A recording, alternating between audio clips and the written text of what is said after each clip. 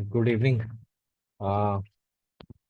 Art and culture में architecture का portion finish हो गया और हम लोग आज जो है वो आगे शुरू करेंगे विजुअल आर्ट्स। और विजुअल आर्ट्स में जो पहला टॉपिक हमारे पास है वो है इंडियन डांसेस, यानी कि भारतीय नृत्य कला।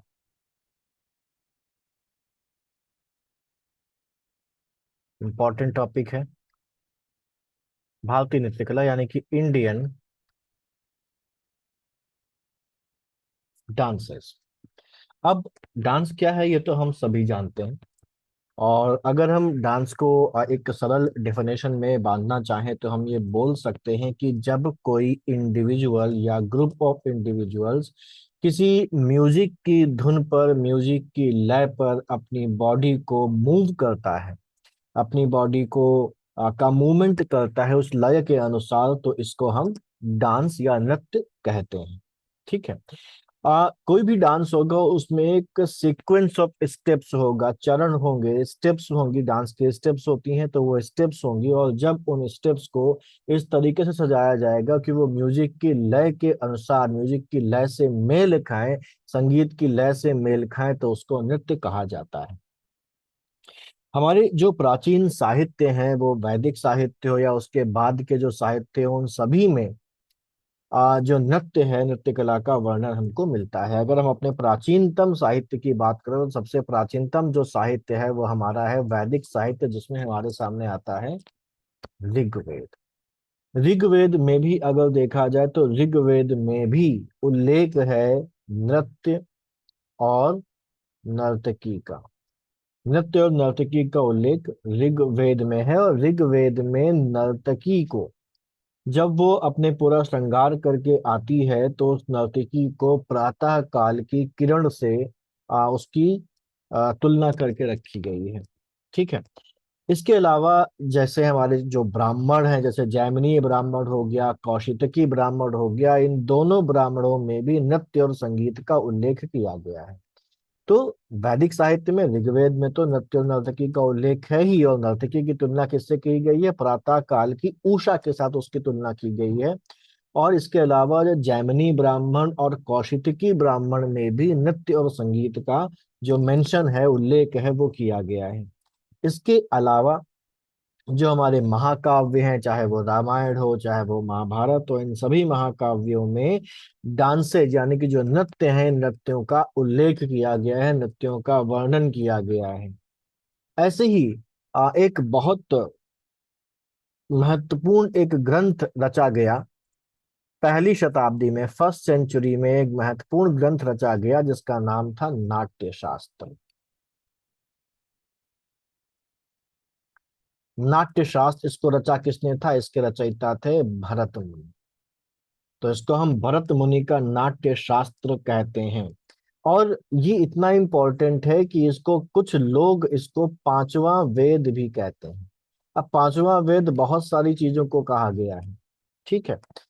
तो नाट्य शास्त्र को भी पांचवा वेद कुछ लोगों के द्वारा कहा गया। और ये जो नाट्य शास्त्र है जिसकी रचना भरत मुनि ने कही करी थी, इसमें जो नृत्य है उसको बहुत डिटेल में डिस्कस किया गया है।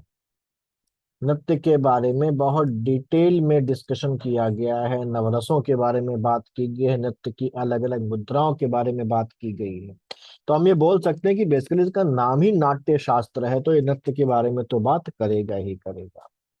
तो ये तो हमारा प्राचीन जो साहित्य है उसमें नृत्य के बारे में बात करी गई है। तो भारत का जो प्राचीन इतिहास है उसमें नृत्य जो है वो समाहित है। तो ये तो लिखित दस्तावेज हो गया। इसके अलावा अगर हम देखें तो हम हड़प्पा सभ्यता में जब जाते हैं तो हमको पता है कि हड़प्पा सभ्यता में एक नर्तकी की मूर्ति भी मिली थी।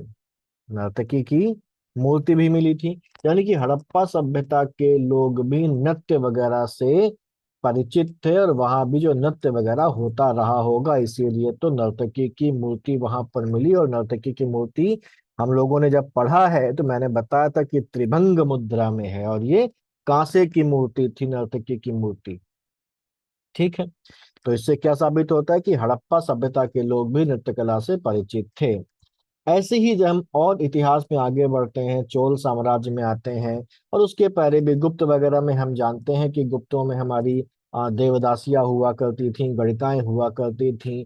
हमारे जो बौद्ध काल है उस बौद्ध काल में भी जो गणिकाएं हुआ करती थीं, नगर वधुएं हुआ करती थी। आपने आम्रपाली का नाम सुना होगा, वैशाली की नगर वधु। तो ये सब क्या, ये सब नृत्य कला में ही तो प्रवीण रही होंगी, नृत्य कला में ही तो इनकी एक्सपर्टाइज रही होगी।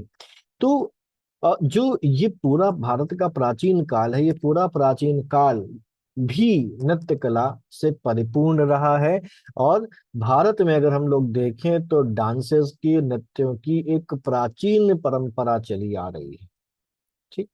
भगवान शिव को भी नृत्य कला में माहिर दिखाया गया है। उनकी अनेक प्रकार के तस्वीरें, उनके अनेक प्रकार की मूर्तियां, उनके अनेक प्रकार के चित्र हमको प्राचीन काल से ही मिलते चले हैं। जिसमें ऐसी नटराज की मूर्ति है जो चोल काल की मानी जाती है, और उसमें भगवान शिव को नृत्य मुद्रा में दिखाया गया है।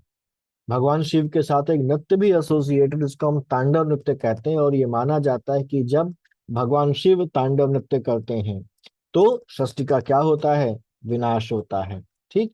यानी कि भगवान शिव का नृत्य इस ब्रह्मांडीय चक्र के सृजन और विनाश से संबंधित है। तो ये अगर हम देखें तो भारत में नृत्य बहुत प्राचीन समय से चला आ रहा है, और आगे चलते चलते जैसे जैसे समय पास हुआ तो नृत्य के दो भाग हो जाते हैं। नृत्य के दो भाग हो जाते हैं। एक नृत्य जो कहलाता है वो कहलाता है शास्त्रीय नृत्य, और दूसरा कहलाता है लोक नृत्य। आज भी हम नृत्य को दो भागों में पढ़ के बांट के पढ़ते हैं। और अभी भी जब हम इस चैप्टर को पढ़ेंगे तो इसमें हम शास्त्रीय और लोक नृत्य को अलग अलग पढ़ेंगे, जिसमें से जो आज की क्लास है वो हमारी शास्त्रीय नृत्यों से संबंधित है। शास्त्रीय नृत्य को क्या बोलते हैं, क्लासिकल डांस बोलते हैं। और जो लोक नृत्य है उसको क्या बोलते हैं, उसको बोलते हैं फोक डांस, है ना। तो जैसे जैसे समय बीतता है तो वैसे ही नृत्य के अब दो वर्गीकरण हो जाते हैं, शास्त्रीय नृत्य और लोक नृत्य। अभी शास्त्रीय नृत्य और लोक नृत्य क्या है। शास्त्रीय नृत्य वे नृत्य कहलाए जिनको राज दरबारों में परफॉर्म किया जाता था और मंदिरों में परफॉर्म किया जाता था। आपने देवदासी प्रथा के बारे में सुना होगा, जहां पर लोग अपनी कन्या को, अपनी बेटी को मंदिर को दान कर देते थे, और मंदिर में वो देवदासी के रूप में रहती थी, जहां पर भगवान को प्रसन्न करने के लिए वो नृत्य वगैरह करती थी। तो इस देवदासी प्रथा ने भी भारत में जो नृत्य है उसको विकास में काफी योगदान दिया। तो जो राज दरबारों में राजाओं के एंटरटेनमेंट के लिए नृत्य होते थे और मंदिरों में देवदासियों के द्वारा भगवान को प्रसन्न करने के लिए नृत्य किए जाते थे, उनको दर्जा दिया गया शास्त्रीय नृत्य का। तो अब यहाँ पर जो मंदिरों में हो रहे हैं इनका उद्देश्य क्या था, धार्मिक उद्देश्य था। और जो राज दरबारों में हो रहे हैं इनका उद्देश्य क्या था, मनोरंजन था। कि जो राजा है, जो दरबारी हैं, उनके मनोरंजन या उनके एंटरटेनमेंट के लिए राज दरबारों में नृत्य किए जाते थे। और इन नृत्यों को दर्जा दिया गया, किसका, शास्त्रीय नृत्य का दर्जा दिया गया। फोक डांस यानी कि लोक नृत्य क्या होते हैं, जो सामान्य व्यक्ति थे, जो सामान्य जनता थी, जो सामान्य प्रजा थी, या जो जनता थी, उसने अपने मनोरंजन के लिए जो नृत्य शुरू किए। नृत्यों को क्या, जैसे बिहू हो गया, ठीक है, जैसे भंगड़ा हो गया पंजाब में अगर देखें तो ये अपने विशेष उत्सवों में, कि फसल कट के आई तो उसकी खुशी में डांस करने लगे, नाचने लगे। कोई त्योहार आया तो उसमें नाचने लगे। कोई समारोह है घर में, कोई शादी है तो उसमें जो उन्होंने नृत्यों को अपनाया, जो सामान्य जनता के द्वारा नृत्य अपनाए गए, उसको क्या कहा गया, लोक नृत्य कहा गया या फोक डांस कहा गया। जैसे मैंने अभी एग्जाम्पल दिया कि जो हार्वेस्टिंग सीजन होता है आसाम में, जब फसल कट के आती है तो वो लोग उस फसल के कट के आने की खुशी में नृत्य करते हैं आसाम में, जिसको क्या कहा जाता है, बिहू। तो बिहू क्या है, एक लोक नृत्य है। ऐसे ही पंजाब का भांगड़ा, पंजाब का गिद्धा, ये क्या है, ये लोक नृत्य है।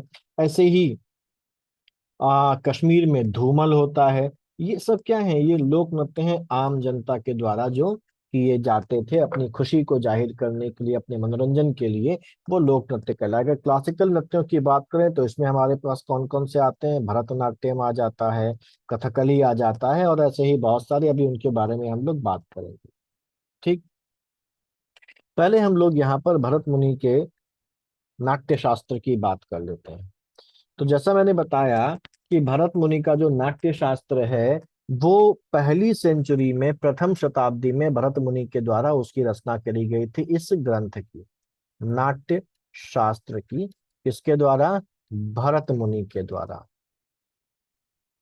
अभी जो भरत मुनि का नाट्य शास्त्र है, अभी कुछ देर पहले मैंने आपको ये बताया था कि ये जो नाट्य शास्त्र है, ये नृत्य के बारे में पूरी डिटेल से बात करता है। नृत्य के बारे में पूरी डिटेल, एक तरीके से हम उसको नृत्य का इंसाइक्लोपीडिया अगर कह दें तो वो गलत बात नहीं है। ठीक है। और इस नाट्य शास्त्र के अनुसार जो नृत्य है उसको दो भागों में बांटा गया है। नृत्य को दो भागों में बांटा गया है। एक को कहा गया तांडव और दूसरे को कहा गया लास्य। इंग्लिश में भी हम लास्य ही कहेंगे। और ये क्या है? तांडव। तो इन दो भागों में बांटा गया। यहाँ पर अगर हम देखें कि ऊपर हम लोगों ने जो अभी कुछ देर पहले बात की थी कि नृत्य को बांटा गया, शास्त्रीय नृत्य में नृत्य को बांटा गया, लोक नृत्य में, वो तो किसके द्वारा परफॉर्म किए जा रहे हैं, वो जो नृत्य का तांडव और लास्य में हुआ, ये वो कैसे परफॉर्म किए जा रहे हैं, उनमें उग्रता क्या है, उनमें तेजी है कितनी है, उसके आधार पर इसको बांटा गया।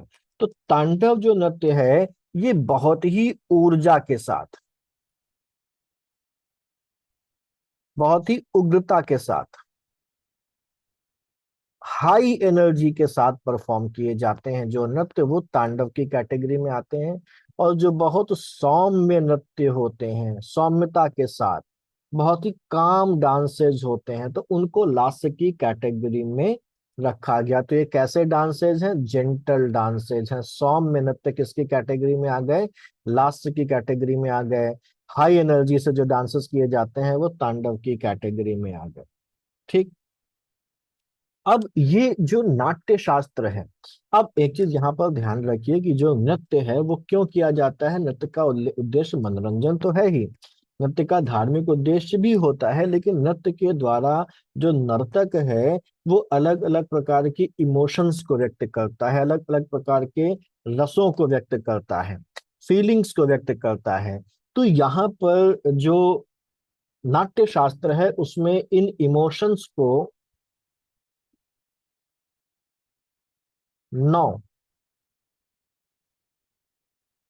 रसों में वर्गीकृत किया गया है। इमोशंस को 9 रसों में वर्गीकृत किया गया है। किसमें? नाट्य शास्त्र में। ये 9 रस कौन कौन से हैं? तो ये जो 9 रस हैं, इनमें पहला रस है आपका श्रृंगार रस, जो प्रेम को दिखाता है। दूसरा रस है वीर रस। तीसरा रस है आपका रौद्र, रौद्र रस। चौथा है भय।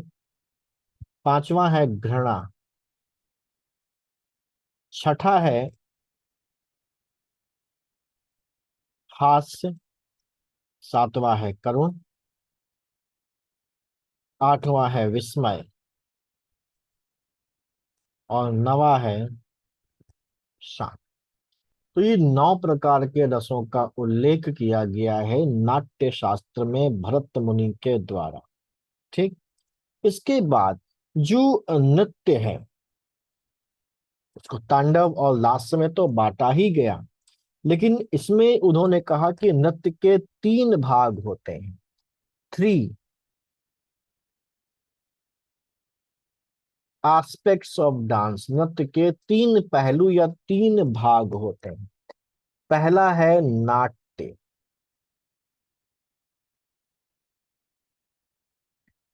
दूसरा है नृत्य,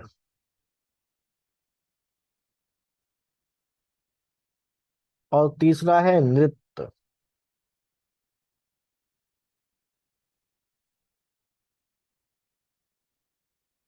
नृत्य ये तीसरा है। जो नाट्य है बेसिकली क्या है, ये एक ड्रामेटिक एलिमेंट है। यानी कि ये किससे संबंधित है? अभिनय से संबंधित है। ठीक है, अभिनय से संबंधित है। नाट्य शास्त्र में तो उसका उल्लेख है, लेकिन आज अगर देखें तो जो अधिकांश जो डांसेज हैं उसमें ये वाले एस्पेक्ट्स को इग्नोर किया जाता है और सीधे सेकंड एस्पेक्ट को इंक्लूड किया जाता है। अभिनय नहीं होता, केवल नृत्य होता है और इमोशंस को एक्सप्रेस किया जाता है। ठीक है। लेकिन जो हमारा कथकली है वो इसका एक्सेप्शन है। कथकली में ये वाला पोर्शन भी, ये वाला एस्पेक्ट भी इंक्लूड किया जाता है, अभिनय वाला एस्पेक्ट भी इंक्लूड किया जाता है। ठीक। नृत्य वाले में हमारे पास भाव या एक्सप्रेशंस दिखाई जाती हैं। इस एस्पेक्ट में भाव या एक्सप्रेशंस दिखाई जाती हैं और किसी विचार को उस भाव या एक्सप्रेशन के साथ व्यक्त किया जाता है। तो तीसरा एस्पेक्ट नृत्य है। ये जो नृत्य है ये है पूर्ण, ये फुल और प्योर डांस है।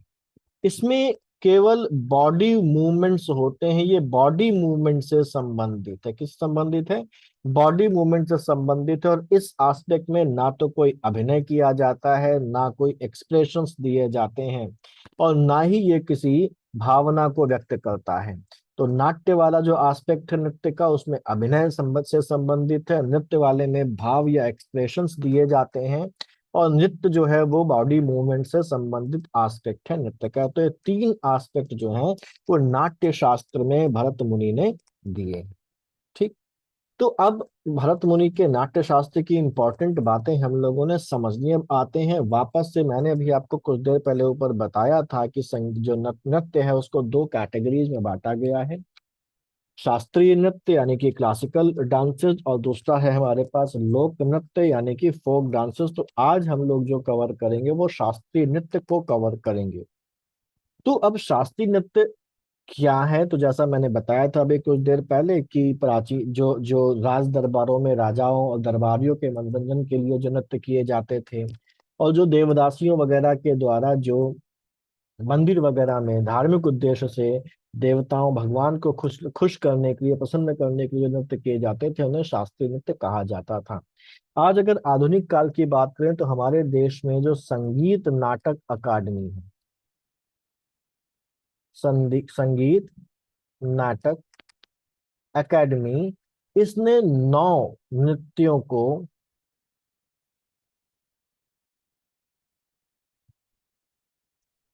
शास्त्रीय नृत्य का दर्जा दिया। कहीं कहीं 8 भी मिलता है, लेकिन 9 है, 9 को शास्त्रीय नृत्य का दर्जा दिया है। ये जो 9 है ये कौन कौन से हैं? इनमें से एक है हमारा भरतनाट्यम, ये हमारा एक शास्त्रीय नृत्य है। दूसरा है कुचिपुड़ी।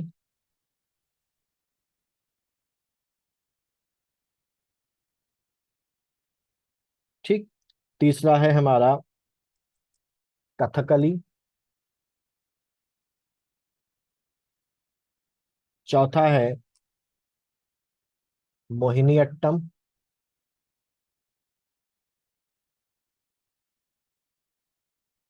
पांचवा है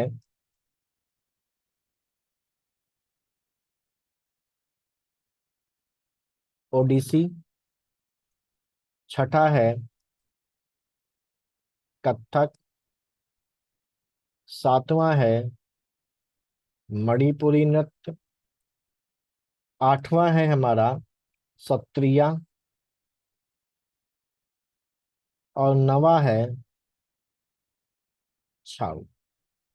किसी किसी जगह पर, किसी किसी किताब में आपको छाऊ नहीं मिलेगा। ठीक है, लेकिन संगीत नाटक अकादमी ने इसको भी शास्त्रीय नृत्य का दर्जा दिया हुआ है।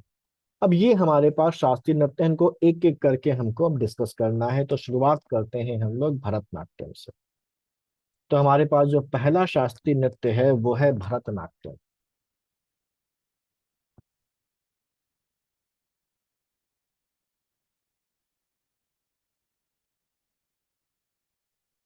भरतनाट्यम, अगर हम देखें तो भरतनाट्यम का इतिहास जो है वो 2000 वर्ष पुराना है। 2000 वर्ष पुराना है भरतनाट्यम का इतिहास। और ऐसा माना जाता है कि ये भारत का सबसे पुराना शास्त्रीय नृत्य है जो अभी भी परफॉर्म किया जाता है। सबसे पुराना शास्त्रीय नृत्य है जो अभी भी परफॉर्म किया जाता है। ये बेसिकली इसकी जो उत्पत्ति हुई है, ये मानी जाती है कि इसकी उत्पत्ति कहाँ पर हुई है? इसकी उत्पत्ति हुई है तमिलनाडु में। तमिलनाडु में इसकी उत्पत्ति हुई है। ठीक है। और इसके बारे में अगर हम कहें तो इसका जो उल्लेख मिलता है वो भरत मुनि के नाट्य शास्त्र में भी मिलता है। भरत मुनि के नाट्य शास्त्र में भी उसका उल्लेख है। और एक ग्रंथ और है जो नाट इसी से संबंधित है, विजुअल आर्ट से संबंधित, और उसका नाम है अभिनय दर्पण।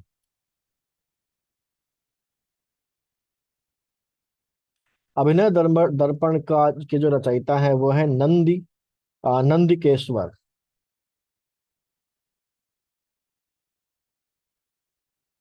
तो इन दोनों में भरतनाट्यम का उल्लेख मिलता है। और हम जानते हैं कि नाट्य शास्त्र है ये फर्स्ट सेंचुरी एडी से रिलेटेड है, पहली शताब्दी का है। और अब कौन सी शताब्दी चल रही है इस समय? 2024 साल चल रहा है हमारा। यानी कि 2000 साल का इतिहास तो इसका इसी नाट्यशास्त्र में ही दिखाई देता है कि एक 2000 साल पुराने एक ग्रंथ में इसका उल्लेख है, तो यानी कि ये 2000 साल पुराना तो होगा ही होगा। ठीक है। ये माना जाता है कि जो नाट्य शास्त्र है, ये नाट्य शास्त्र की शुरुआत कहाँ से होती है? नाट्य शास्त्र ब्रह्मा ने इसकी शिक्षा दी थी भरत को। ब्रह्मा के द्वारा सबसे पहले ये नाट्य सॉरी जो भरतनाट्यम है वो भरत को इसको सिखाया गया था, इसकी शिक्षा दी गई थी। शुरुआत की अगर बात करें तो सबसे पहले अगर हम प्राचीन काल की बात करें और प्राचीन काल से लेके अभी तक बात करें, खासतौर से 1930 तक की बात करें, तो 1930 तक ये जो भरतनाट्यम है ये केवल महिलाओं के द्वारा ही परफॉर्म किया जाता था, केवल फीमेल्स के द्वारा ही परफॉर्म किया जाता था। और ये वो नाटक था, ये वो डांस था भरतनाट्यम, जिसको महिलाएं देवदासी के रूप में मंदिरों में परफॉर्म करती थी। देवदासियों की जो इमेज है वो उतनी अच्छी नहीं है समाज में। ये माना जाता था कि जो देवदासियां हैं वो केवल कहने के लिए भगवान की दासियां हैं, बल्कि उनका जो वास्तविक जो जो एक्सप्लॉयटेशन होता है वो पुजारियों के द्वारा होता है। तो एज अ प्रोस्टिट्यूट उनकी जो इमेज है वो बनी हुई थी। और इस वजह से, क्योंकि जो भरतनाट्यम है वो उनके द्वारा परफॉर्म किया जाता था, तो इस नृत्य को बहुत लंबे समय तक समाज में घृणा की दृष्टि से देखा गया। और ये जो चीज है ये सन 1930 तक चली आती है। और 1930 के बाद इस भरतनाट्यम नृत्य का रिवाइवल शुरू होता है। और इस रिवाइवल में जो सबसे जो प्रमुख भूमिका निभाई थी वो निभाई थी ई कृष्ण अय्यर ने। ई कृष्ण अय्यर ने इसके रिवाइवल में मुख्य भूमिका निभाई थी। और इसके बाद इस भरतनाट्यम का जो सामाजिक जो एक घृणा वाला सिस्टम है वो खत्म हुआ और सामाजिक रूप से इसको परफॉर्म किया जाने लगा। तो ई कृष्ण अय्यर के अलावा जो दूसरा नाम यहाँ पर इसके उद्धारक के रूप में सामने आता है वो आता है रुक्मणी देवी अरुणडेल का। रुक्मणी देवी अरुणदेव, ये दो लोग हैं जिनका मुख्य योगदान है इसको समाज में एक दर्जा दिलाने के लिए, भरतनाट्यम को। ठीक है। और रुक्मणी देवी अरुणडेल ने इस नृत्य के विकास के लिए एक संस्था भी शुरू की थी, एक सांस्कृतिक अकादमी खोली थी जिसका नाम था कला क्षेत्र। कला क्षेत्र नाम की एक कल्चरल एकेडमी एस्टैब्लिश करी थी रुक्मणी रुक्मणी देवी अरुणडेल ने इस नृत्य को। या अगर केवल इस नृत्य को नहीं बल्कि भारत की जो ट्रेडिशनल आर्ट है उसको रिवाइव करने के लिए, उसको प्रमोट करने के लिए। ठीक है। तो ये तो बात हो जाती है इसकी। इसके अलावा अगर हम लोग देखें तो हम लोगों ने जब संगम वंश पढ़ा था, संगम काल पढ़ा था, तो उसमें एक तमिल साहित्य में एक लिटरेचर का नाम लिया था सिलप्पादिकरण का।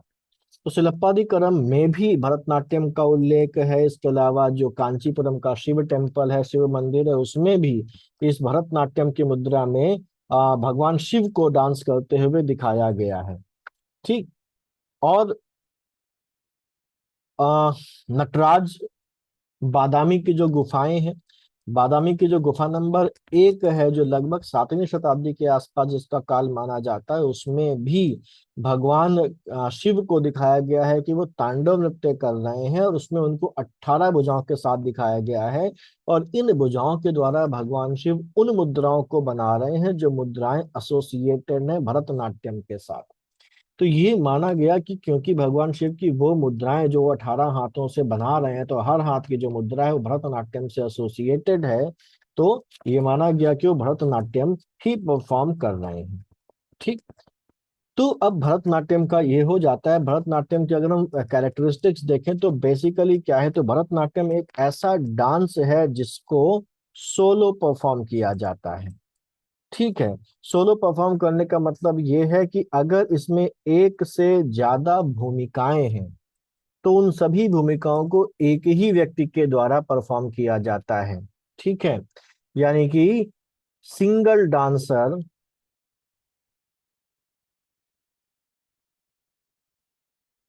Performs various roles.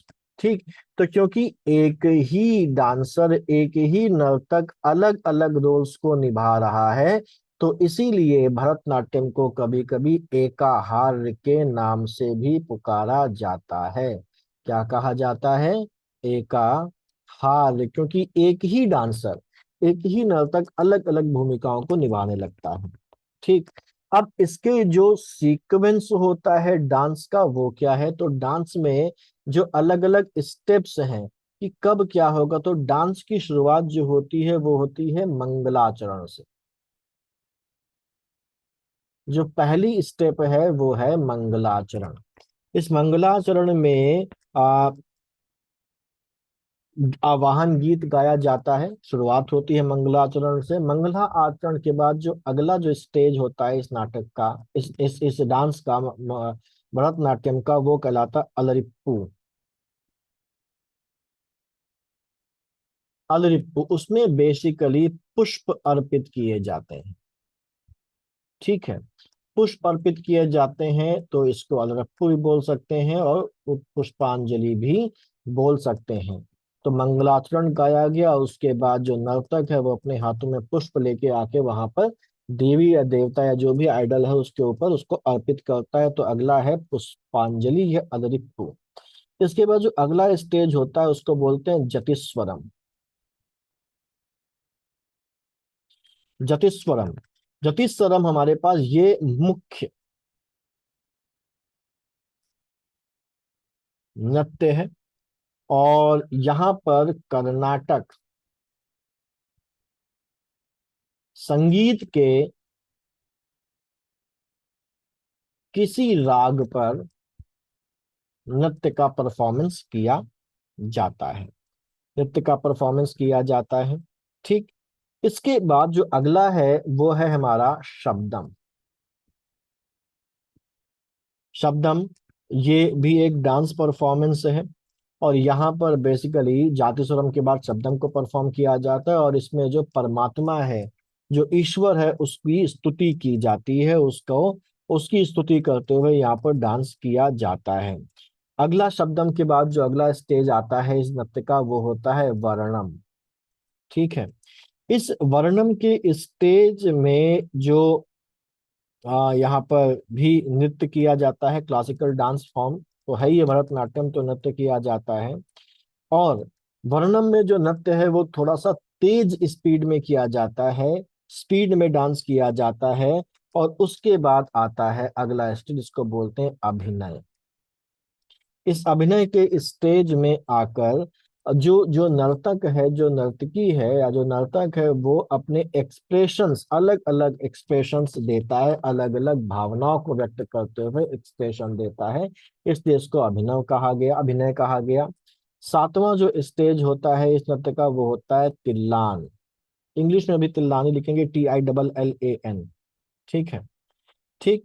तिल्लान के बाद अगला होता है मंगलम। ठीक। ये मंगलम ये अंतिम स्टेज होता है नृत्य का और यहाँ पर जो देवी देवता हैं उनका धन्यवाद किया जाता है। उनको उनकी जो ब्लेसिंग्स हैं उनके लिए उनको उनका शुक्रिया अदा किया जाता है। ठीक है।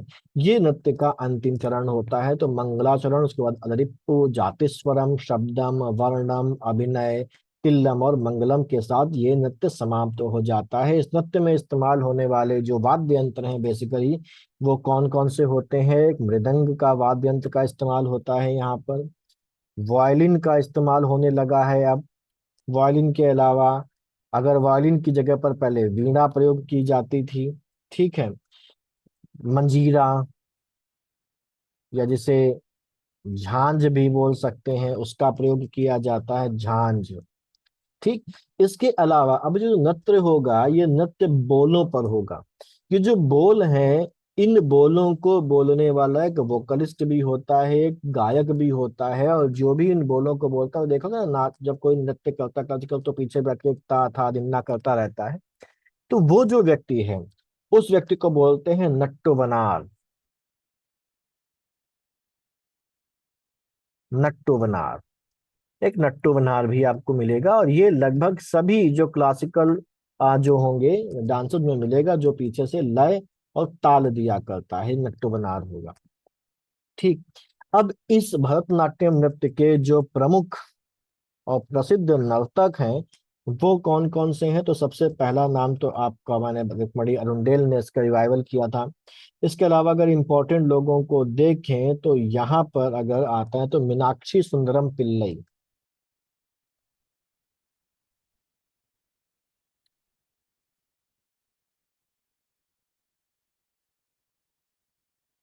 मीनाक्षी सुंदरम पिल्लई हैं। आज के जमाने में देखें तो यामिनी,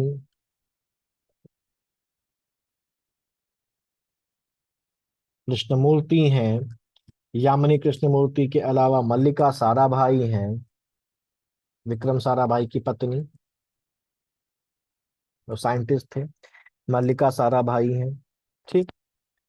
ये प्रमुख जो नर्तक हैं वो हैं। इसके अलावा अगर देखा जाए तो भोसले जो डायनेस्टी थी मराठों की, उसके अंतिम राजा थे, तंजावुर में भी थी भोसले डायनेस्टी। तो तंजौर में भोसले डायनेस्टी के जो अंतिम राजा थे, उनका नाम था सरफोजी द्वितीय। क्या नाम था? सरफोजी द्वितीय। इन सरफोजी द्वितीय के दरबार में चार नट्टू बनार थे। नट्टू बनार कौन? यही जो ताल देते हैं। इन चार नट्टू बनारों के नाम थे पोनैया, वदिवेलु, शिवनंदम,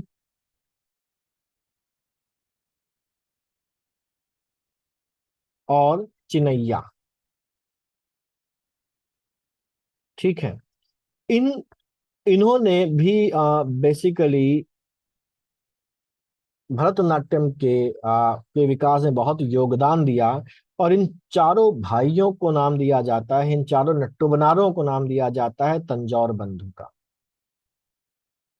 इनको बोला जाता है तंजौर बंधु, जो तंजौर के भोसले साम्राज्य के अंतिम मराठा शासक सरफोजी द्वितीय के दरबार में थे। ठीक है।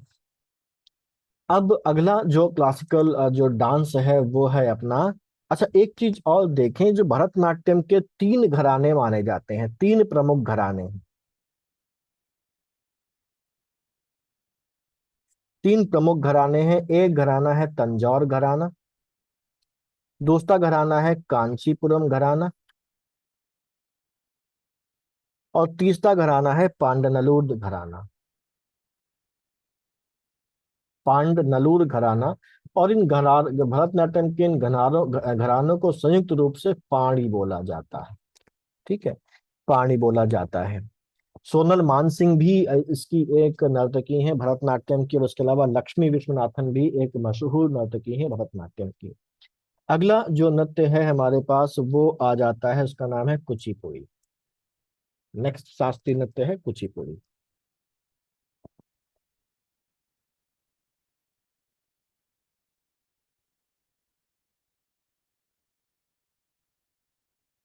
कुचिपुड़ी। कुचिपुड़ी बेसिकली संबंधित है किस राज्य के साथ? आंध्र प्रदेश के साथ संबंधित है। और इसका जो नाम कुचिपुड़ी पड़ा है, वो बेसिकली आंध्र प्रदेश में एक गांव है, आंध्र प्रदेश में एक विलेज है, जिसका नाम है कुचेलपुरम।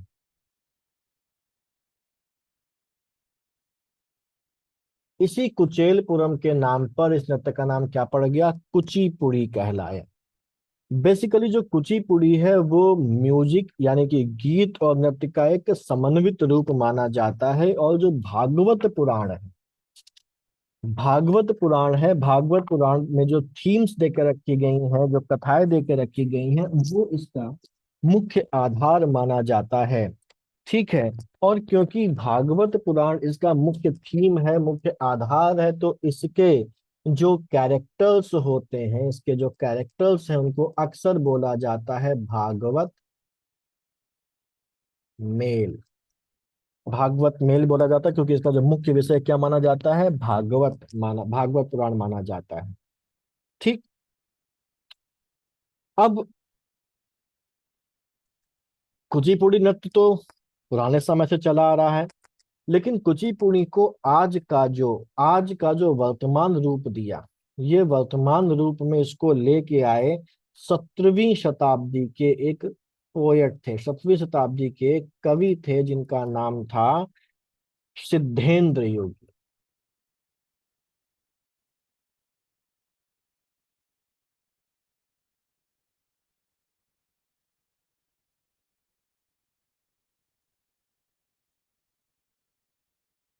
सिद्धेंद्र योगी इसको वास्तविक रूप में इसको लेके आए, जो एक वैष्णव कवि थे। वैष्णव कवि थे जो इसको इसके आज के रूप में लेके आए। ठीक है।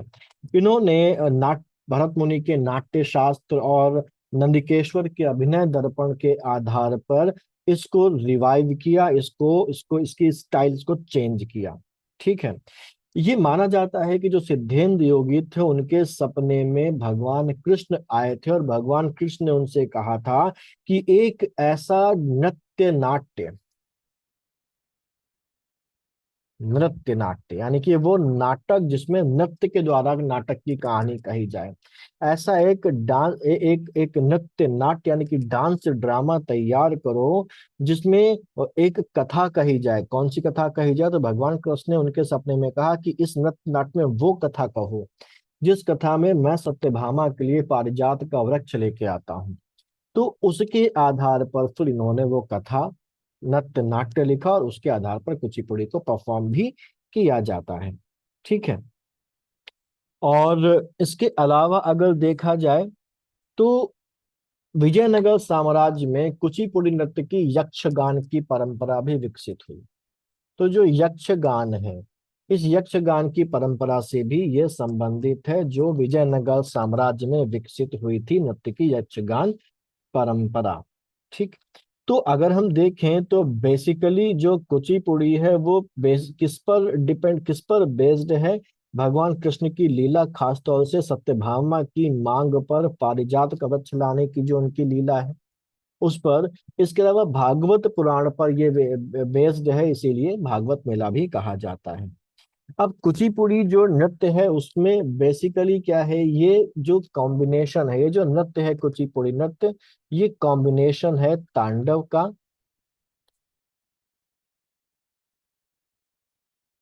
प्लस लास्य का। यानी कि इसमें नृत्य में उग्रता भी है, नृत्य में एनर्जेटिक नृत्य भी होता है और सौम्य नृत्य भी होता है। तो इसलिए कहा जाता है कि जो कुचिपुड़ी है वो तांडव और लास्य का एक कॉम्बिनेशन है। ठीक है। और इस नाच के एक प्रमुख विशेषता इस कुचिपुड़ी नृत्य की क्या है कि यहाँ पर एक प्रकार का नाच, कुचिपुड़ी की एक वैरायटी है या कुचिपुड़ी की एक स्टेप भी है कि जहाँ पर जो नर्तक होता है, जो डांसर होता है, वो पीतल की एक थाली को अपने अंगूठे से, पैर के अंगूठे से दबा लेता है और उसको अपने पैरों से दबाकर वो नृत्य करता है। पीतल के थाल पर पैर रखकर वो नृत्य करता है। और जब वो पीतल के थाल पर पैर रख के खड़ा होकर नृत्य कर रहा होता है, तो वो अपने सिर पर पानी से भरा हुआ एक कलश रखे होता है। इस नृत्य को क्या बोला जाता है? इसको बोला जाता है तरंगम। ठीक है। तो तरंगम क्या है? कुचिपुड़ी नृत्य की वो शैली या कुचिपुड़ी नृत्य की वो स्टेज, जिसमें जो नर्तक है, जो डांसर है, वो पीतल के एक थाल के ऊपर खड़ा हो जाता है और उस पीतल के थाल को पे खड़ा होकर वो नृत्य करता है और अपने सिर पर पानी से भरा हुआ कलश लिए रहता है, उसको तरंगम कहा जाता है।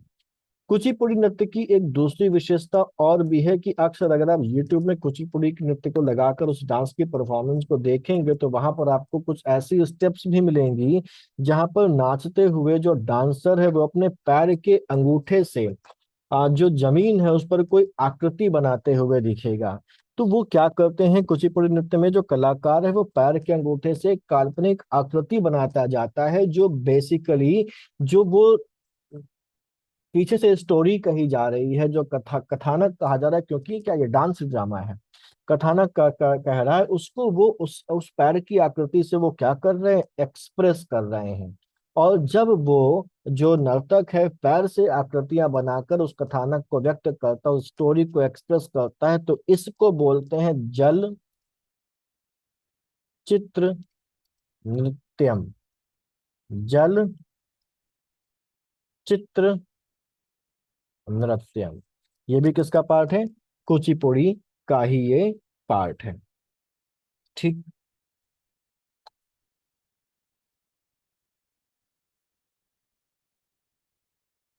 कुचिपुड़ी नृत्य के जो प्रमुख जो कलाकार हैं वो है हमारी इंद्राणी वाजपेयी।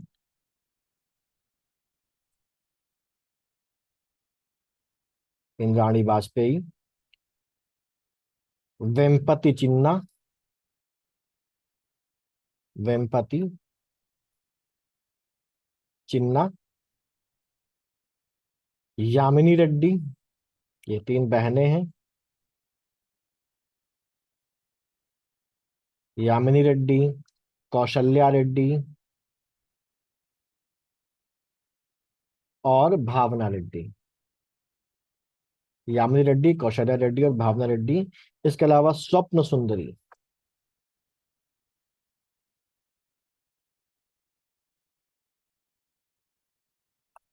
स्वप्न सुंदरी ये इसकी प्रमुख कलाकार है। अगला है हमारा कथकली। कथकली बेसिकली संबंधित है आपके केरल से। ठीक। केरल से संबंधित है, और इसका भी अगर हम देखें तो ये बेसिकली ये जो एलिमेंट्स लेके आया है, यहाँ पर भी नाट्य शास्त्र के एलिमेंट्स हैं इसमें, और साथ ही बलराम भरत मंड नाम का एक ग्रंथ है उसके भी इसमें एलिमेंट शामिल हैं। ठीक। अब जो कथकली है, बेसिकली प्राचीन काल में पहले हमारे पास दो नृत्य होते थे। एक नृत्य होता था जो महाभारत पर बेस्ड था। महाभारत पर बेस्ड एक नृत्य था जिसका नाम था कृष्ण अट्टम।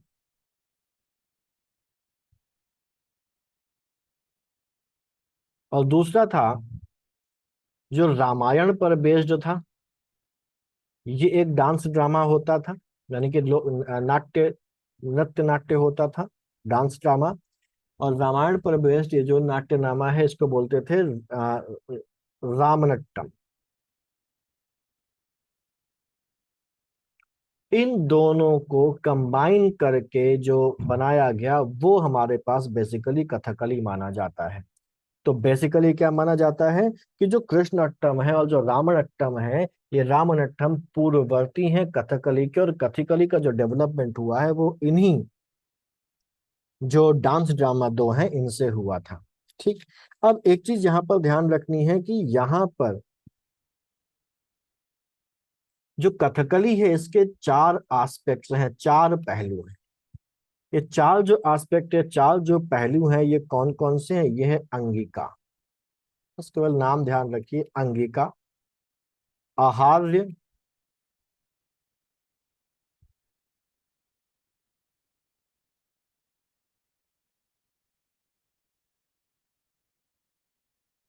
सत्विकांड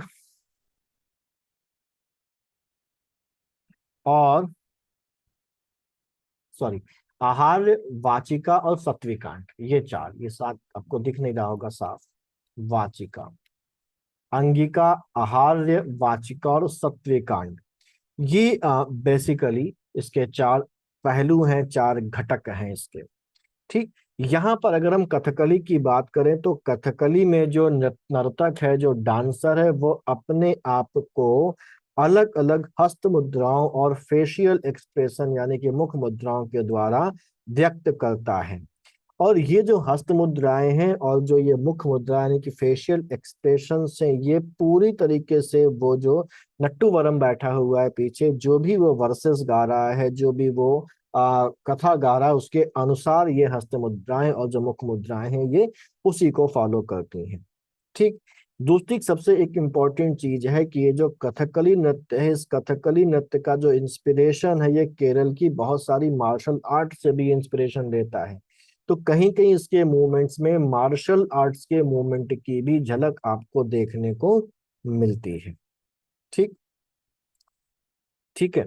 अब यहाँ पर बेसिकली कथकली के में कथाएं कही जाती हैं, इसका नाम ही क्या है, कथा, कथकली। तो कथकली में कथाएं कही जाती हैं, और उसके जो पात्र हैं उनको बेसिकली तीन भागों में डिवाइड किया गया है। राजसिक, या ऐसे बोले सात्विक पात्र, यानी कि इसके जो कैरेक्टर्स होते हैं वो तीन कैटेगरी के होते हैं। सात्विक कैरेक्टर्स होते हैं, राजसिक कैरेक्टर्स होते हैं, और तामसिक कैरेक्टर्स होते हैं। अब फॉर एग्जाम्पल जैसे महाभारत रामायण की कोई कथा कही जा रही है इस कथकली के अंतर्गत, तो उसमें राम होंगे, उसमें रावण होंगे, उसमें क्या होंगे, उसमें हनुमान होंगे। ठीक। तो जो राम है, राम किस कैटेगरी में आ जाएंगे, सात्विक कैटेगरी में आ जाएंगे। सात्विक कैटेगरी में हमारे पास जो पात्र होते हैं वो बहुत ही नोबल, बहुत ही वीर, बहुत ही उदार और बहुत ही अच्छी कैरेक्टर वाले लोग यहाँ पर सात्विक में होते हैं। ठीक है। राजसिक जो कैरेक्टर्स होते हैं कथकली में, वो कैसे होते हैं, वो बहुत बहादुर लोग होते हैं, लेकिन उनके अंदर थोड़ा बहुत एक इविल स्पिरिट होती है, बुराई की एक उनके अंदर दिखाई पड़ता है। तामसिक कैरेक्टर वो कैरेक्टर्स होते हैं जिनको दाढ़ी के साथ दिखाया जाता है। तो ये हमारे कैसे हैं, सात्विक, नाम से ही जाहिर हो रहा है, ये बहुत ही ज्यादा उदार, बहुत ही ज्यादा नोबल, आदर्शवादी टाइप के जो कैरेक्टर्स होंगे वो सात्विक होंगे, बहादुर भी होंगे वो। राजसिक जो कैरेक्टर्स होंगे वो बहादुर तो होंगे, लेकिन उनके अंदर बुराई का भी कुछ अंश होगा। यानी कि बेसिकली ये कैसे होंगे, ये विलेनियस कैरेक्टर होंगे, ये खलनायक कैरेक्टर होंगे। और तामसिक कैरेक्टर में वो कैरेक्टर यहाँ पर रखे जाते हैं जिनके दाढ़ी होती है। ठीक। तो सात्विक कैरेक्टर में कौन आ गए आपके, कृष्ण आ गए, राम आ गए। राजसिक कैरेक्टर में आ जाते हैं हमारे रावण, दुर्योधन, कंस, एक्सेट्रा। तामसिक में आ जाएंगे हमारे पास बकासुर, एक्सेट्रा, इस तरीके के लोग। बकासुर, बकासुर को लाल दाढ़ी के साथ दिखाया जाता है, और कभी कभी सफेद दाढ़ी के साथ हनुमान जी को भी दिखा दिया जाता है। तो क्योंकि वो सफेद दाढ़ी में दिखाई जा रहे हैं, इसलिए वो तामसिक की कैटेगरी में आ जाते हैं। यहाँ पर एक चीज और ध्यान रखने वाली है कि कथकली में जो कैरेक्टर्स हैं उन कैरेक्टर्स को रंगों से कोड किया जाता है। इनमें जो सात्विक कैरेक्टर होते हैं या हीरोइक कैरेक्टर होते हैं उनको पाचा बोला जाता है, यानी कि जो नायक होते हैं, नायक को या जो हीरो होता है उसको बोला जाता है पाचा। और जो खलनायक होता है, जो विलेन होता है, उस विलेन को बोला जाता है केटी या कत्ती। केटी या कत्ती बोला जाता है, और पाचा को हमेशा हरे रंग से दिखाया जाता है, और केटी या कत्ती को लाल रंग से दिखाया जाता है। ठीक है, मैं आपको फोटो दिखाने की कोशिश करता हूँ।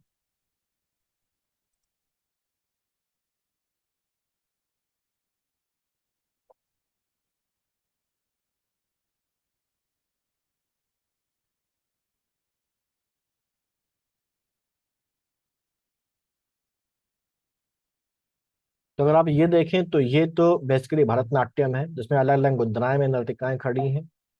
और भरतनाट्यम के बाद जो ये अगला है ये आपका है कुचिपुड़ी। कुचिपुड़ी के बाद ये जो है, ये जो अटायर आपको दिखाई पड़ रहा है, जो नर्तक आपको दिखाई दे रहा है, ये क्या है, ये बेसिकली कथकली है। ठीक है, ये कथकली में है। अब कथकली में मुझे ये बताइए, इसके चेहरे को देख के आप क्या बता सकते हैं किसका रोल प्ले कर रहा है? ये नायक का रोल प्ले कर रहा है या खलनायक का रोल प्ले कर रहा है? तो मैंने भी बताया कि यहाँ पर कोडिंग होती है रंगों से। जो खलनायक होते हैं उनके चेहरों को लाल रंग से रंगा जाता है, और जो नायक होते हैं उनके चेहरों को हरे रंग से रंगा जाता है। तो ये कुचिपुड़ी जो सॉरी कथकली जो नर्तक है, ये कथकली नर्तक बेसिकली एक नायक के रोल को प्ले कर रहा होगा। क्योंकि जो हरा रंग है ये बेसिकली सद्गुणों को, सात्विकता को, ईश्वर को और मर्यादा को दिखाता है, और जो लाल रंग है वो पाप वगैरह को दिखाता है। तो हम यहाँ पर अगर देखें तो जो कथकली है, इस कथकली नाटक में, कथकली डांस ड्रामा में बेसिकली दिखाया जाता है बुराई और अच्छाई के बीच का संघर्ष। ठीक है, अच्छाई और बुराई के बीच के संघर्ष को इसमें दिखाया जाता है। यहाँ पर अगर हम इसके जो मुख्य कलाकारों को देखें, मुख्य नर्तकों को देखें कथकली के, तो कथकली के जो मुख्य नर्तक हैं वो, उनके नाम हैं जैसे फॉर एग्जाम्पल रीता गांगुली,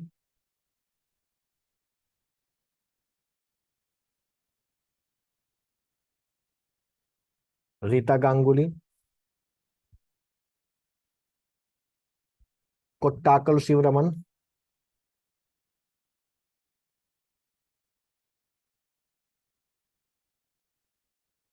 कोट्टाकल शिवरमन, कृष्णा कुंडी कुट्टी सॉरी, कृष्णा कुट्टी, ये इसके प्रमुख कलाकार हैं कथकली के। कथकली के बाद जो अगला है शास्त्रीय नृत्य हमारे पास चौथा, वो है मोहिनी अट्टम।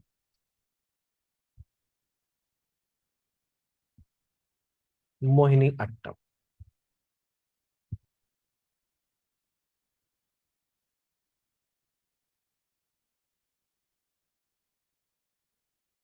मोहिनी अट्टम, मोहिनी अट्टम भी संबंधित है केरल से।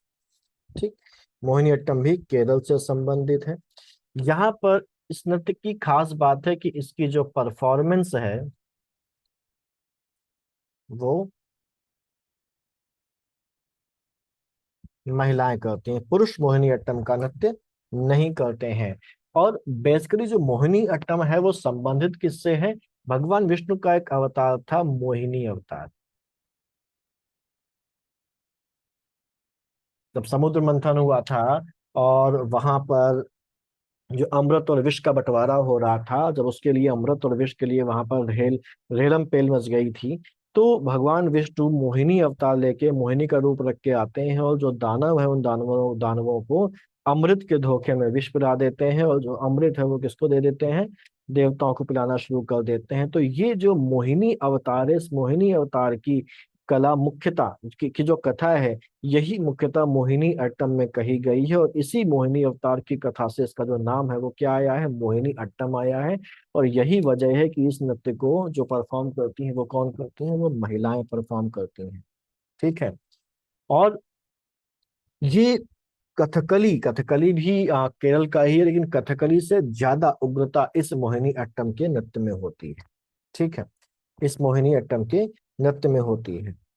ये माना जाता है कुछ इतिहासकारों के द्वारा, कुछ विद्वानों के द्वारा, कि जो मोहिनी अट्टम है वो सेकंड या थर्ड सेंचुरी में इसकी शुरुआत होती है। और ये जो समय है ये तमिल जो ग्रंथ है सिलप्पादिकरम उसमें है, और सिलप्पादिकरम में इसके बारे में बताया गया है। ठीक है। जबकि कुछ कुछ और लोग हैं वो ये कहते हैं कि इसको इसको जो बनाया था, इस नृत्य की जो शुरुआत हुई थी वो त्रावणकोर के राजा, त्रावणकोर के शासक थे जिनका नाम था महाराजा स्वाति तिरुनल। महाराजा स्वाति तिरुनल, उनके द्वारा इस नृत्य की शुरुआत की गई थी, ऐसा कुछ लोग कहते हैं। ठीक। अब जब 20वीं शताब्दी आती है और उधर अंग्रेज बीच में आ चुके थे, तो उनके समय में जो मोहिनी अट्टम था वो भी बहुत ही हाशिए पर चला गया था। लेकिन बाद में जब देश आजाद होता है तो जो सरकारें बनती हैं वो अपने इन स्थानीय कलाओं को प्रमोट करते हुए मोहिनीअट्टम को भी रिवाइव करती है, और मोहिनीअट्टम भी हमारा एक प्रमुख एक नृत्य बन जाता है और ये सामने आता है। ठीक। मोहिनीअट्टम बेसिकली, अच्छा, मोहिनी अवतार से एक और कथा भी जुड़ी हुई है कि जब एक भस्मासुर नाम का राक्षस था जिसको भगवान शिव ने वरदान दे दिया था कि वो जिसके भी सिर पर हाथ रख देगा वो भस्म हो जाएगा, तो वो भगवान शिव के ही पीछे पड़ जाता है और भगवान शिव के सिर पर हाथ रखकर उनको भस्म करने की कोशिश करता है। भगवान शिव भागे भागे फिरते हैं और विष्णु के पास आते हैं अपनी रक्षा के लिए कि उनको बचा लिया जाए। तो भगवान विष्णु यहाँ पर फिर से मोहिनी रूप रखते हैं और मोहिनी रूप रख कर वो क्या करते हैं, उस भस्मासुर के साथ डांस करना शुरू कर देते हैं। भस्मासुर भी मोहित हो जाता है और उन मोहिनी के साथ वो डांस करना शुरू कर देता है, और वो उसको ऐसे ही बरगला कर उसका हाथ उसके ही सिर पर रख देते हैं और भस्मासुर क्या हो जाता है, भस्म हो जाता है।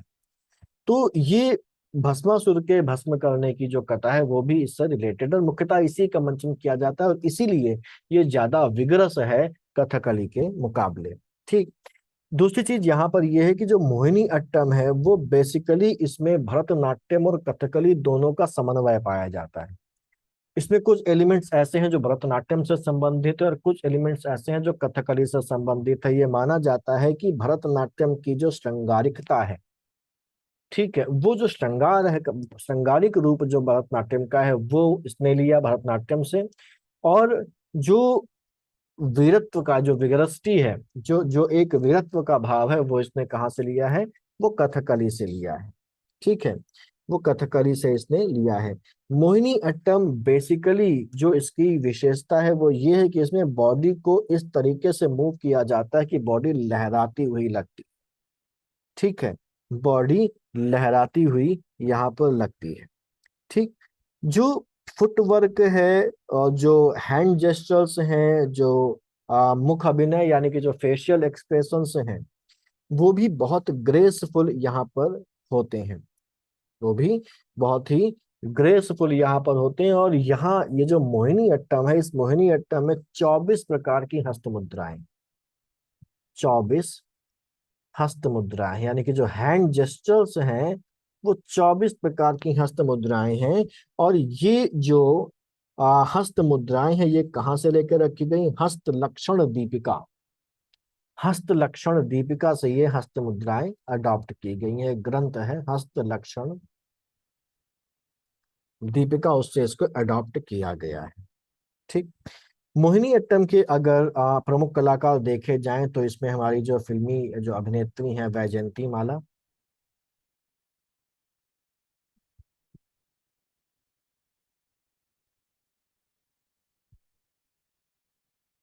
हेमा मालिनी, ठीक है, गोपिका वर्मा,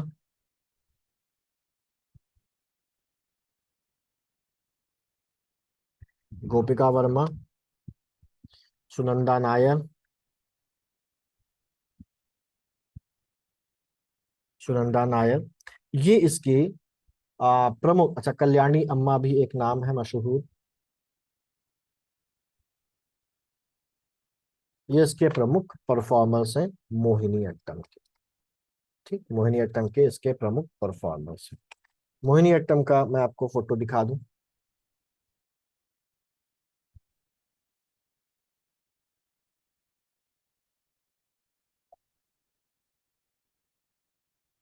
ये मोहिनी अट्टम। ठीक।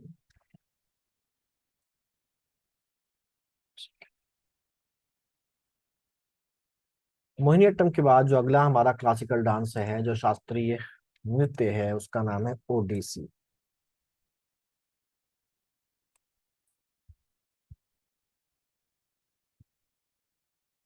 नाम से ही जाहिर हो रहा है कि ये कहाँ से संबंधित होगा। ओडिसी जो है वो हमारे पास संबंधित है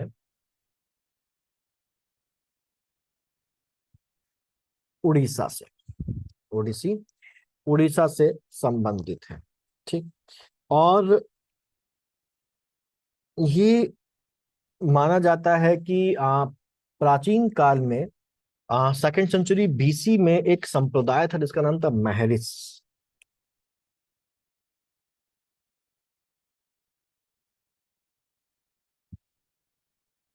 महरिश नाम का संप्रदाय था। और ये माना जाता था कि ये महरिश नाम का जो संप्रदाय था ये शिव मंदिरों में जाकर या शिव मंदिरों में नृत्य किया करता था, और उसी महरिशों के महरिश संप्रदाय के द्वारा शिव मंदिरों में किए जा रहे उस नृत्य से ही जो डेवलप हुआ वो ओडिसी डेवलप हुआ। इसके अलावा एक और जो विचार है वो ये है कि ये नाट्य शास्त्र से इसका इसकी जो जड़ें हैं वो नाट्य शास्त्र से जुड़ी हैं। नाट्य शास्त्र में अलग अलग रीजन्स में अलग अलग जगहों पर या अलग अलग क्षेत्रों में होने वाले कुछ लोकल जो डांस है नृत्य है उनका भी उल्लेख है, और उन्हीं में से एक नृत्य है जिसका नाम था ओद्रा मगध। ओद्रा मगध, ठीक है। ये माना जाता है, जो एक सेगमेंट है वो ये मानता है कि नाट्य शास्त्र में वर्णित ये जो ओद्रा मगध है यही जो पूर्ववर्ती है या प्रिकल्सर है किसका, ओडिसी नृत्य का। ठीक है। और हमारे भारत में कई सारे ऐसे आर्कियोलॉजिकल पुरातात्विक और ऐतिहासिक उदाहरण मिलते हैं जहां पर इस ओडिसी नृत्य के हमको प्रमाण मिलते हैं। जैसे अगर हम लोग देखें तो उदयगिरी और खंडगिरी की गुफाओं में जो चित्र बने हैं उनमें से कई सारे चित्रों में ओडिसी नृत्य की मुद्राएं आपको दिखाई देती हैं। ओडिसी नृत्य करते हुए नर्तक दिखाई देते हैं। इसके अलावा पुरी में, कोणार्क में, भुवनेश्वर वगैरह में भी इस प्रकार के आपके प्रमाण मिलते हैं। ठीक कि यहाँ ये ओडिसी नृत्य का अंकन वहां की गुफाओं में है। ठीक। अच्छा, अब इस डांस की बेसिकली जो मुख्य बातें हैं, जो लक्षण है वो क्या है? इस नृत्य के जो मुख्य लक्षण है कि बेसिकली यहाँ पर जो विषय लिया जाता है, नृत्य का जो विषय लिया जाता है वो विषय संबंधित होता है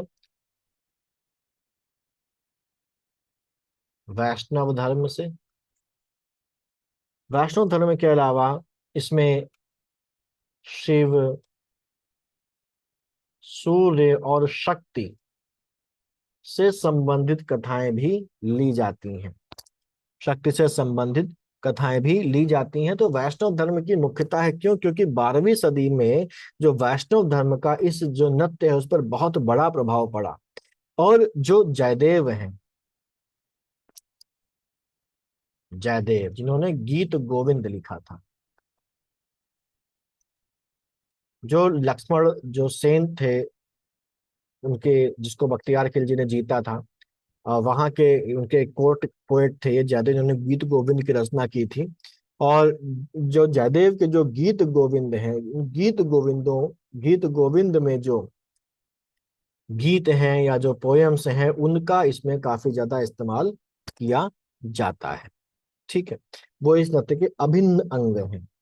जो ओडिसी नृत्य है वो बेसिकली और नाट्य शास्त्र में जो भी सिद्धांत दिए गए हैं नृत्य के, उन सभी सिद्धांतों को क्लोजली इसको इसने अडॉप्ट किया है, फॉलो करता है। जो इसमें फेशियल एक्सप्रेशंस होते हैं, चेहरे के भाव होते हैं, हाथों की मुद्राएं होती हैं, बॉडी का जो मूवमेंट होता है, वो सभी नाट्य शास्त्र से प्रेरित हैं, और वो सभी एक खास फीलिंग को, एक खास इमोशंस को और नव रसों को प्रॉपर तरीके से व्यक्त करते हैं ओडिसी नृत्य में। ओडिसी नृत्य में दो मुख्य मुद्राएं हैं। दो मुख्य मुद्राएं हैं। इनमें से एक मुद्रा का नाम है चौक, और दूसरी मुद्रा का नाम है त्रिभंग मुद्रा। ठीक है। त्रिभंग मुद्रा आपको भरतनाट्यम में भी मिलती है और यहाँ पर भी मिलती है। ठीक। तो जो चौक मुद्रा है बेसिकली उसमें जो नर्तक है वो एक स्क्वायर की नकल करता है, अपने शरीर को एक चौकी के रूप में दिखाने की कोशिश करता है। मैं आपको दिखाता हूँ। ये जो मुद्रा है, ये जो मुद्रा है ये आपकी ओडिसी की चौक मुद्रा है।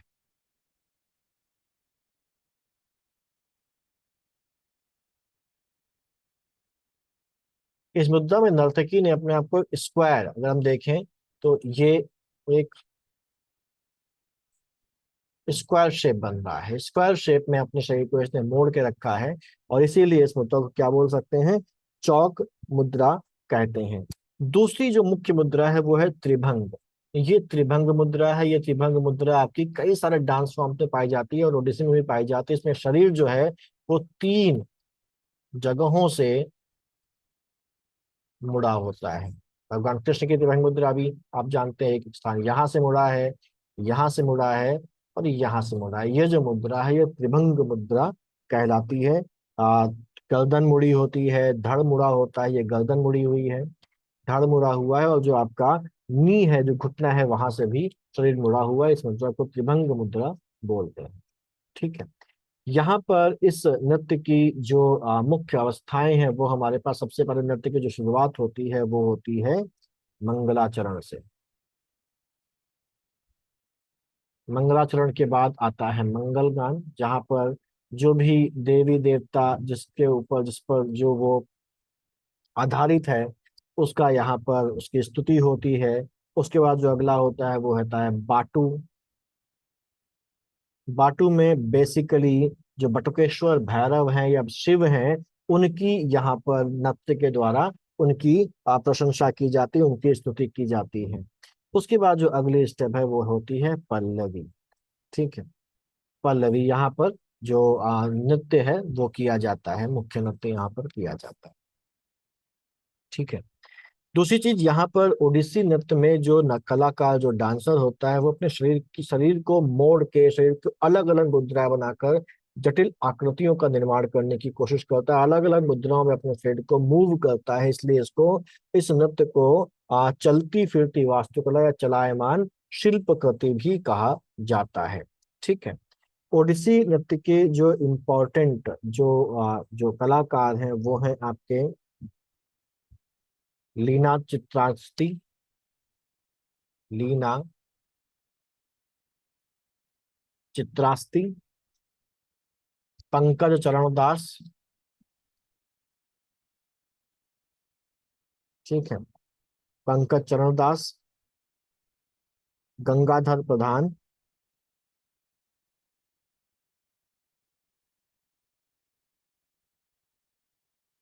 और झेलम परांजपे। झेलम परांजपे। अगला नृत्य है हमारा सत्रिया। सत्रिया। सत्रिया जो डांस है वो बेसिकली असम से रिलेटेड है। सत्रिया। ठीक। ये बेसिकली असम से है, और ये नव वैष्णववाद,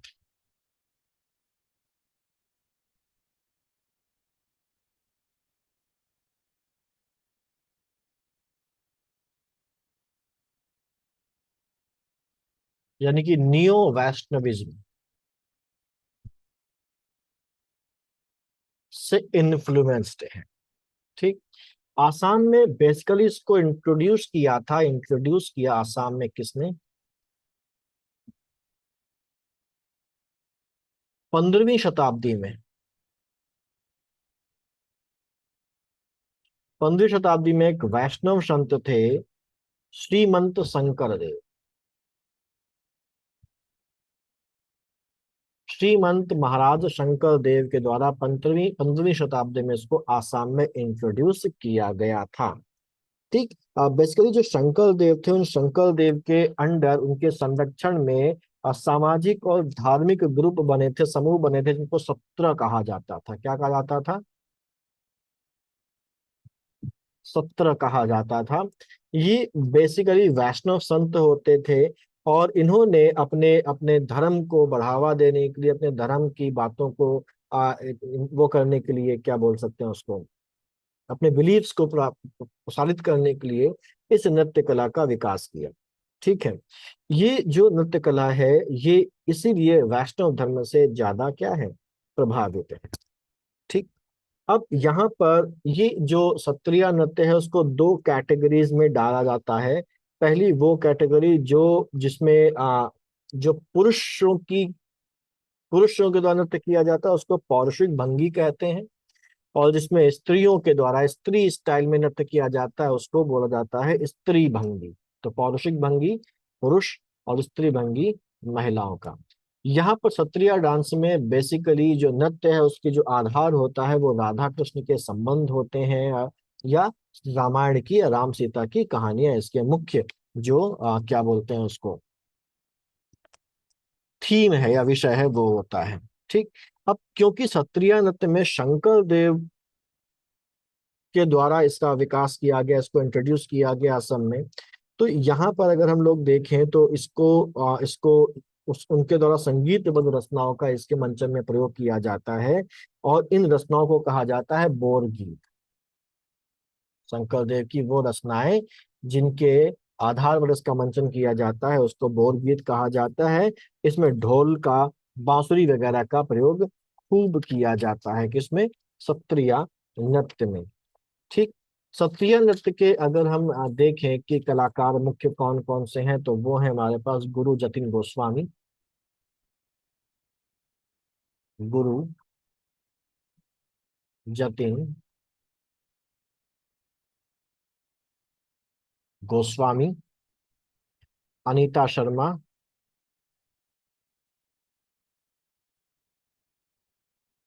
मल्लिका कंडाली।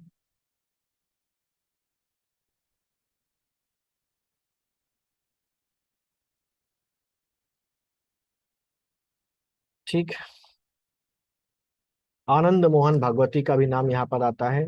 शारोली शारोदी सैकिया एक नाम है, वो भी लिख सकते हैं, शारोदी, SHARODI, शारोदी सैकिया। ये ठीक है। तो ये हमारे नृत्य हो जाते हैं, 6 नृत्य हमारे हो गए। अब इसमें एक मणिपुरी बचा है और एक बचा है हमारा छाऊ। तो इस और एक कथक बचा हुआ है। ठीक है। तो इन तीनों को हम लोग अगली क्लास में कवर करेंगे, और अगली क्लास में इनको कवर करने के साथ साथ जो फोक डांसेज जो लोक नृत्य हैं उनको भी हम फिनिश करने की कोशिश अगली क्लास में करेंगे। तो अगली क्लास में जो डांसेज वाला पोर्शन है वो खत्म हो जाएगा। ठीक है। तो इसमें इतना रखते हैं, मिलते हैं अगली क्लास में। Good night.